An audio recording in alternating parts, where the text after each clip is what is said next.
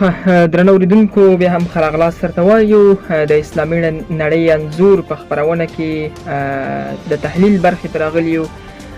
تاسو د تحلیل په برخه کې دا د یو ځل بیا تحلیل اورئ او نن مو په یو نوي موضوع درته غواړو چې خپرونه کې تحلیل درته وکړو. سعید جواد درته په دغه باره کې معلومات درکړي. لکه څنګه چې موږ په خپرونه کې موضوع ټاکلې ده، په تونس کې تازه کودتا شوې ده. هغه معلومه خبره ده چې د اسلام پالو پر ضد باندې شوې ده. راځي همدې باندې خبرې وکړو چې دغه کودتا لامل څه دی، ولې وشوه، بلکې د چا په واسطه شوې ده، د دې کودتا تر شا څوک ولاړو او د چا پر ضد باندې شوې ده، کوم منفي نقاطو چې د هغوی پر ضد باندې کودتا وشو. دغه هیواد اوس مهال بې سرپرسته غوندې دی. نو راځئ سعید جواد را سره په خپرونه کې دی او له همده سره په دغه موضوع غواړو خبرې وکړو. دی به هم موږ ته معلومات راکوي چې اصل مسله په تونس کې څه روانه ده، چا روانه کړې، تر شا څوک دي. نو جواد صاحب تاسو ته هم ښه راغلاست وایو په دغه تحلیل کې. ټول نه مخکې که دا درنه وپوښتو چې تونس کې په اصل کې څه روان دي. ډېره مننه. زه هم خپل سلامونه او نیک هیلې ټولو اورېدونکو ته بیا هم وړاندې کوم.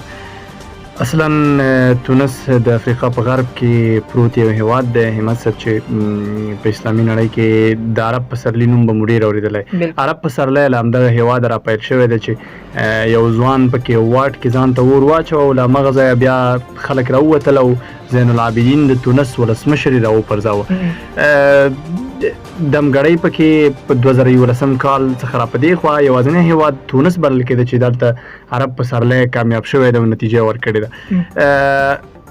په 2019 میلادي کال کې د تونس اوسنی ولسمشر د ټاکنو ته ولاړ و. یو څلور لارې کې خیمه ده راولې وه او دلته د خپل انتخاباتي مبارزه یې کوله. دا اصلا د قیس سعید نومیږي چې د تونس پوهنتون یو استاد د حقوقو کې پروفیسور دی. د هڅه همدغه وه چې انتخابات وګټي. دته انتخابات او کمپاین د تونس ځوانانو او محصلینو په ډېره کچه وکړ او دا یې په داسې په یو لوړه کچه باندې واک ته ورسوه. د ده د بهرني پالیسي ډېره مشهوره ده چې په اسلامي نړۍ کې د غرب پر وړاندې ډېر عکس العملونه ښایي. په فلسطیني قضیه کې د اقصی په ننګه ډېر نظریات ورکوي. اسلام پالو هم د قیس سعید څخه ملاتړ وکړ. د سیال نبیل قروي نومېده چې د ده مخالف و. اسلام پالو هم ترېنه ملاتړ وکړ قیس سعید نه. یو شمېر چپګرا ګوندونو هم د قیس سعید څخه ملاتړ وکړ. د دغه ملاتړ په جریان تونس په 2019 میلادي کال څخه را په دې خوا په ډېر بد اقتصادي وضعیت کې او د کرونا وبا کړکېچ کې ښکېل دی. له دغې نه را په دې خوا قیس سعید هڅه کوي چې ولس آرام کی، ولس غوښتنې ومني. نو په دغه ترڅ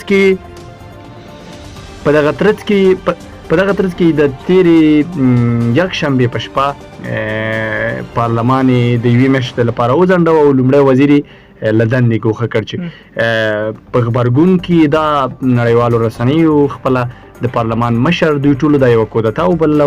دغه څه اوس هم روان دي په تونس کې په ډېرې سختۍ سره. هغه څه چې دوی ډیموکراسي بولي، هغه څه چې دوی د بیان ازادي بولي، هغه څه چې دوی ټاکنې بولي، هغه ټول هر څه قانون او هر څه دمګړۍ د خپل لاندې کېدو په حال کې دي په ډېرې چټکۍ سره روان دي. ډېره مننه جواد صاحب محترم. لکه څنګه چې تاسو په خبرو کې اشاره مخکې وکړه چې دوی لومړی وزیر هم له دندې ګوښه کړی دی.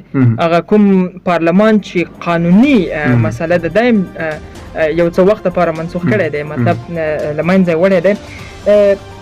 دغه کودتا چې د تیر یکشنبې په ورځ شوې ده، اصلي لاملونه څه دي، ولې شوې ده، د چا پر ضد شوې ده او څه غواړي قیس سعید په خپله څه غواړي؟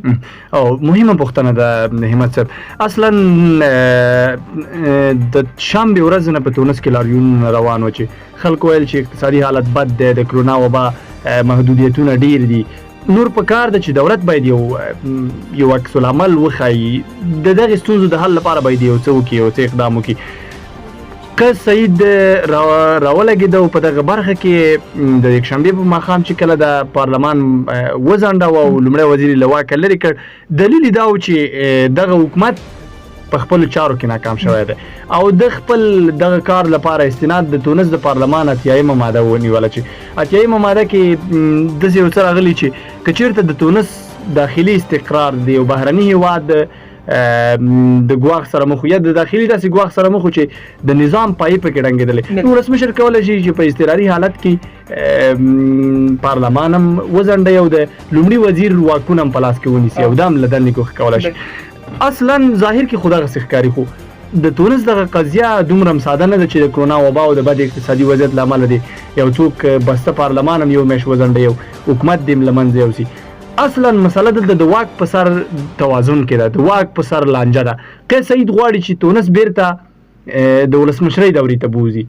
یعنی دغه نظام بڼه له پارلماني څخه ریاستي ته تغیر کړي او هغسې نظام راشي لکه په تونس کې چې پخواني دیکتاتور زین العابدین را جوړ کړی و دا هم غواړي چې د ولسمشر صلاحیتونه دي ډېرې د پارلمان او د لومړي وزیر صلاحیتونه دي کم د جواد صاحب خبره مې دې ونیوله بخښنه غواړو لکه څنګه چې تاسو اشاره ورته وکړه مخالف لوري چې اسلام پال دی هلته د چا پر ضد چې کودتا شوې ده هغوی به څه نه کوي هغوی به کومه خواري نه کوي هغوی سره هم ولس ولاړ دی او ولس شته هغوی سره هم شته دی خو دا ځل دسیسه ډېره پراخه ده همت صاحب اصلا نو قیس سعید غواړي چې واک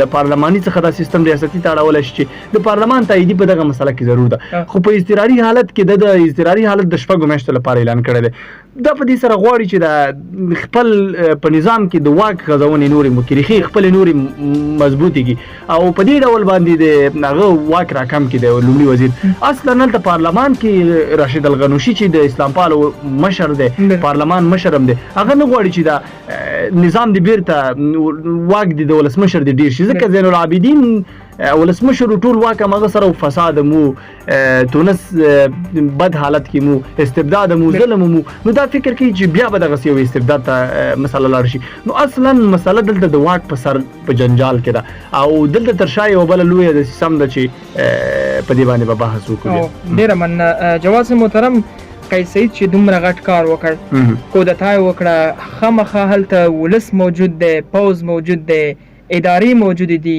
اخر د تر شا څوک ولاړو چا ورسره مرسته وکړه کوم هیواد کومه ټولنه څه مسله ده اصلا قیس سعید ما مخکې یادونه وکړله چې دا د اسلام پالو پر اوږو واک ته ورسېد دوی ورسره ډېره مرسته وکړله د چا پر ضد چې کودتا شوې اوس چې د په چا کودتا وکړله د اصلا د النهضه په نامه اسلامي حرکت ته د باندې کودتا وکړله النهضه اسلامي حرکت د سره په انتخاباتو کې ډېرې منډې ووهلې او دوی واک ته ورساوه همدا قیس سعید یې واک ته ورساوه دا بیرته پرې راپاڅېد او د دوی هغه په پارلمان کې چې کوم اکثریت و دا یې له منځه یوړ او پارلمان البته وځنډوه د دوی هغه لومړی وزیر له واکه لرې کړ اصلا دلته څو قضیې دي د تونس قضیه که سړی نړیوالو لوبو له بعده وګوري همت صاحب اصلي مسله دا ده چې د دغې کودتا تر شا د اماراتو او د فرانسې لاس دی مستقیما د تونس د اسلامي حرکت مشر راشد الغنوشي هم دغه یادونه وکړله چې اماراتو خپل کار وکړ ولې امارات اصلا په لیبیا کې چې کومه جګړه روانه کړې ده هغه جګړه کې دوی ډېر سخت مات شول امارات او فرانسه هلته د خلیفه ابتر ملاتړی دی نو په دغه خاطر باندې دوی د مصر له لارې لیبیا سره ځان وصل کړی اما مصر اوس غواړي چې د لیبیا د دې بل حکومت سره کوم چې ترکیه ملاتړ کوي له دې سره اړیکې وپالي او نور نه غواړي چې د اماراتو له کومې وسلې چې کوم چې دوی هڅه کوي چې خپل هغه اړیکه د مصر له لارې وصل کړي وه دغه اړیکه د اماراتو کوم اړیکه چې د مصر له لارې لیبیا سره وصل کړي وه دغه ورته پرې کړه نو دوی غواړي چې د تونس غوندې یو مهم هیواد چې له لیبیا سره ګاونډي دی دا په لیبیا کې د جګړې لپاره د یوې اډې په توګه وکاري هلته اړینه وه اسلام پالو اجازه نه ورکوله دویمه مسله دا وه چې